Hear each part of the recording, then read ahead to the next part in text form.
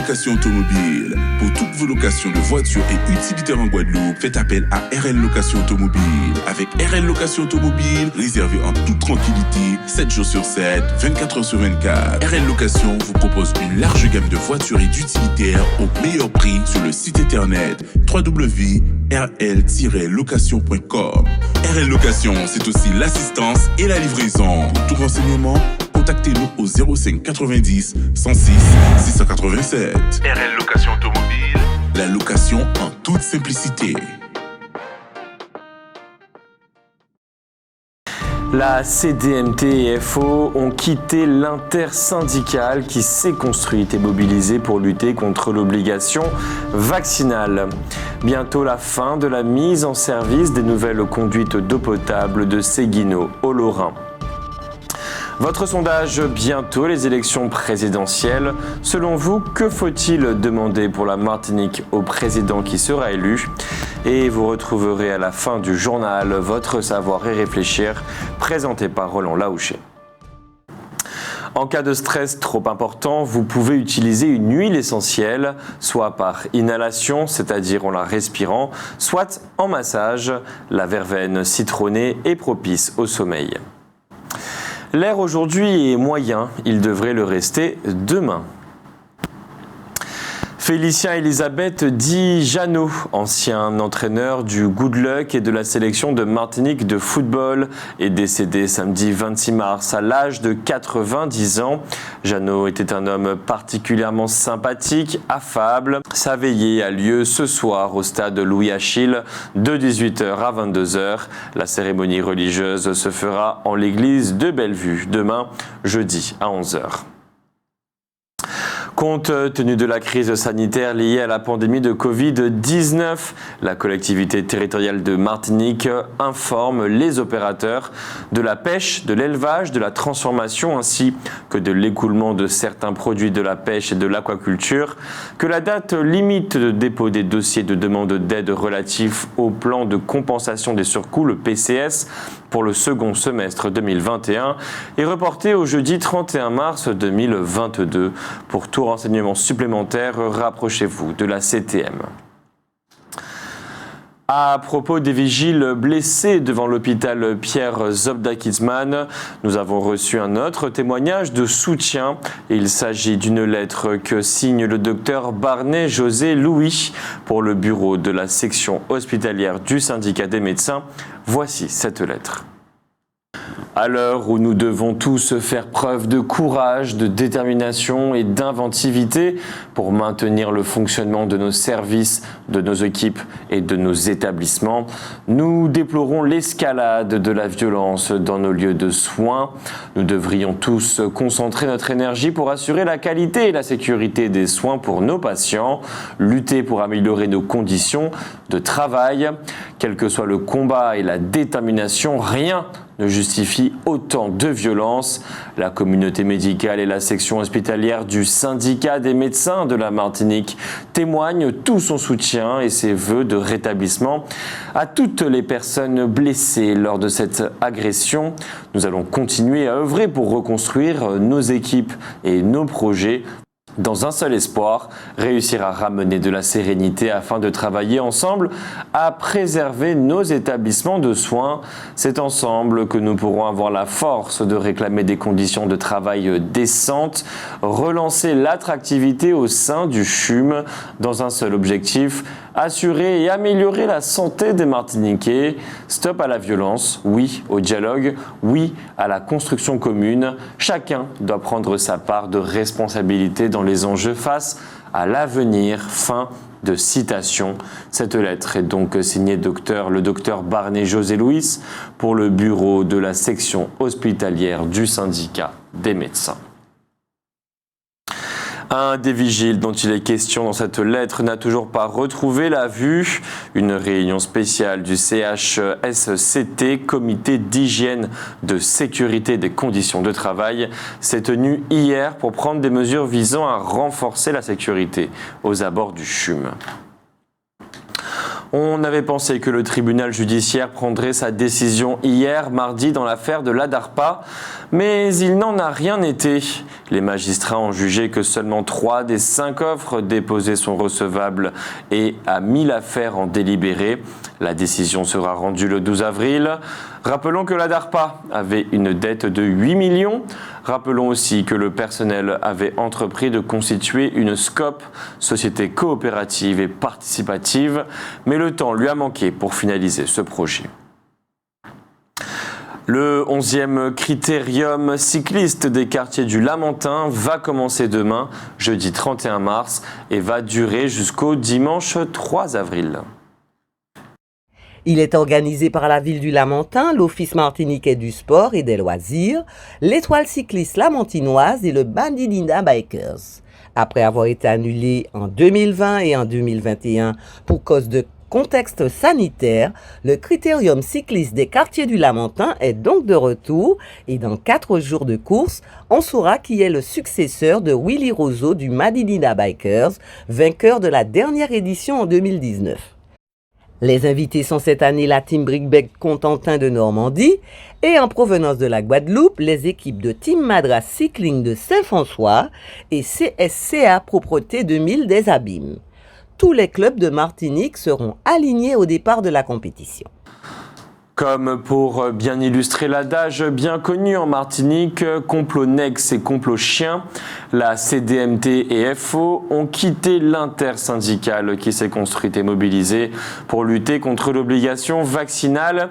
L'intersyndicale est donc désormais composée de l'UGTM, de l'USAM, de la CGTM, du syndicat des pédicures et podologues, de Convergence infirmière et de l'Union des sages-femmes. C'est vendredi que devrait intervenir la baisse de 0,15 centimes par litre sur le carburant. Pour un achat de 50 litres, on gagnera 5 €. Le psychanalyste Sigmund Freud l'a démontré depuis longtemps. Les 3 premières années d'existence d'un individu sont fondamentales pour la suite de son existence. Le gouvernement semble avoir entendu et engagé une nouvelle politique en faveur des 1000 premiers jours de l'enfant. Cette période allant du projet parental à entrer à l'école. C'est dans ce cadre qu'un appel à projet a été lancé en juin 2021 en Martinique par l'Agence régionale de santé et la Direction de l'économie, de l'emploi, du travail et des solidarités.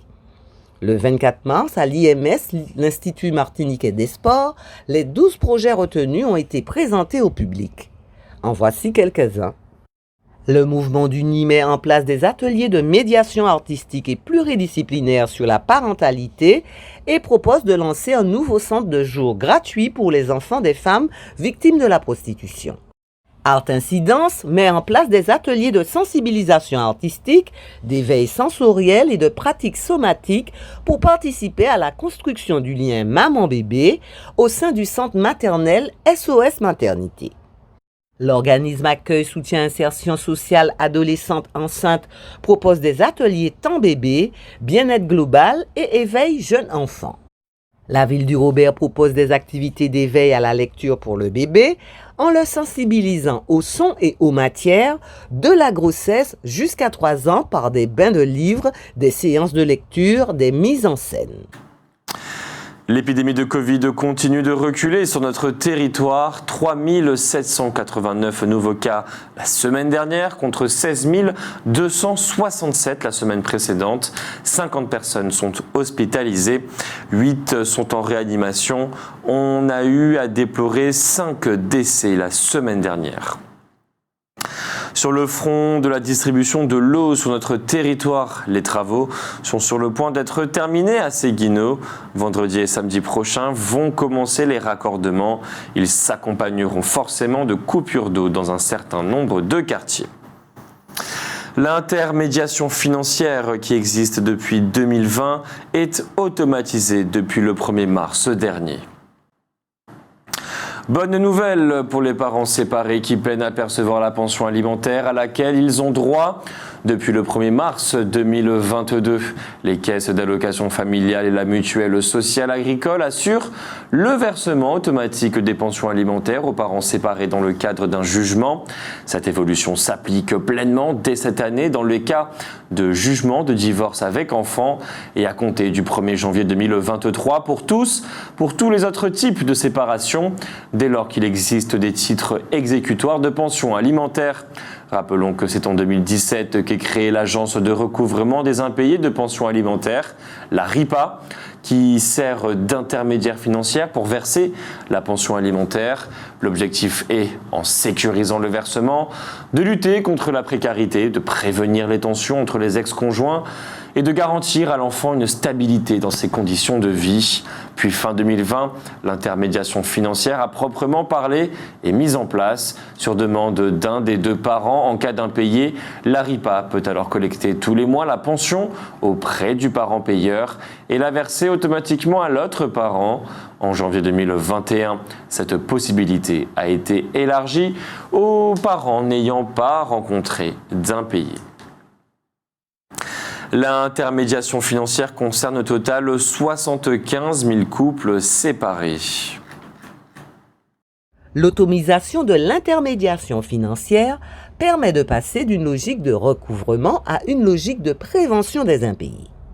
Les familles n'ont plus aucune démarche à effectuer. Désormais, lorsqu'une pension alimentaire est fixée à la suite d'un divorce, les juges transmettent directement leur décision via le portail de l'ARIPA, sauf si les parents s'y opposent tous les deux, en sachant qu'il est toujours possible de changer d'avis.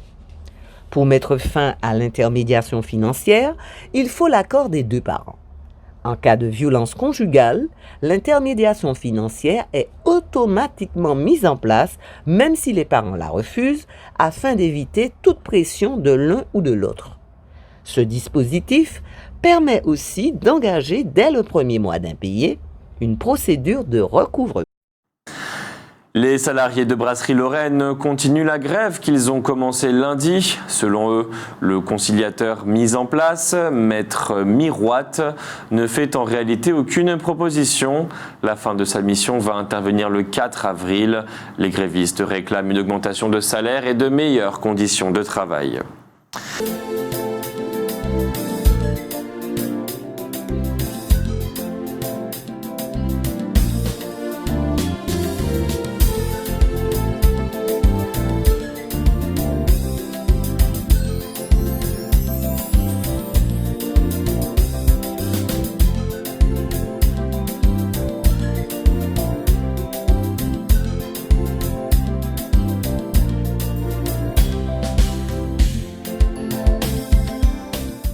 Si vous aimez la musique classique d'aujourd'hui, vous irez sans doute vendredi, le 1er avril, à 19h à la salle France Fanon de l'Atrium. Là va se produire le Paris Urban Quartet. C'est un orchestre composé de 4 solistes de l'Orchestre national d'Île-de-France. Ces interprétations sont qualifiées par les connaisseurs de raffinés et engagés. L'ex-président brésilien Lula vient d'obtenir des dommages et intérêts suite à des poursuites menées indûment contre lui. La Cour suprême de justice brésilienne a condamné la semaine dernière l'ex-procureur de la République, Deltan Dallagnol, qui, dans le cadre de l'affaire lavage au Karcher, avait sur des médias nationaux présenté Luiz Ignacio Lula da Silva comme étant le chef d'une organisation criminelle. Ces accusations avaient contribué à la condamnation de l'ancien président.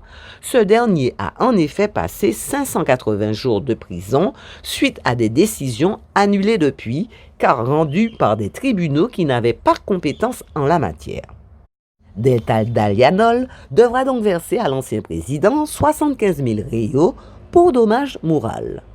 Pour Lula, citons-le, cette décision constitue une victoire de l'état de droit et un encouragement pour tout citoyen désireux de combattre les abus de pouvoir et l'utilisation abusive de la loi à des fins illégitimes. Notons que l'ancien président a annoncé sa candidature aux élections présidentielles qui doivent se dérouler en fin d'année dans le pays.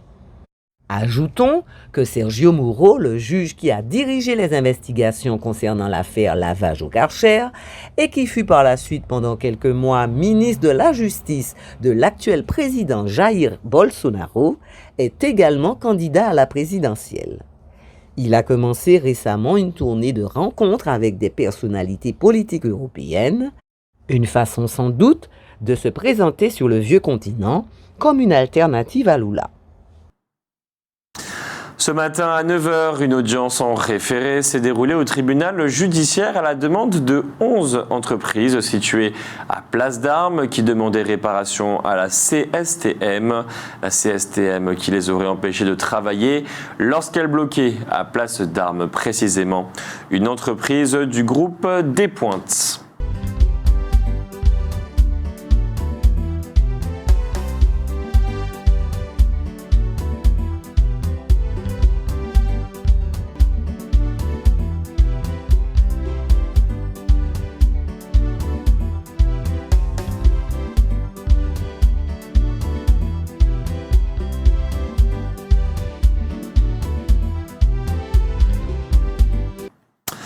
Un rapport établi par le Sénat est donc a priori au-dessus de tout soupçon. C'est étonné des nombreux contrats passés par l'État avec des cabinets de consultants, en particulier avec le cabinet McKinsey.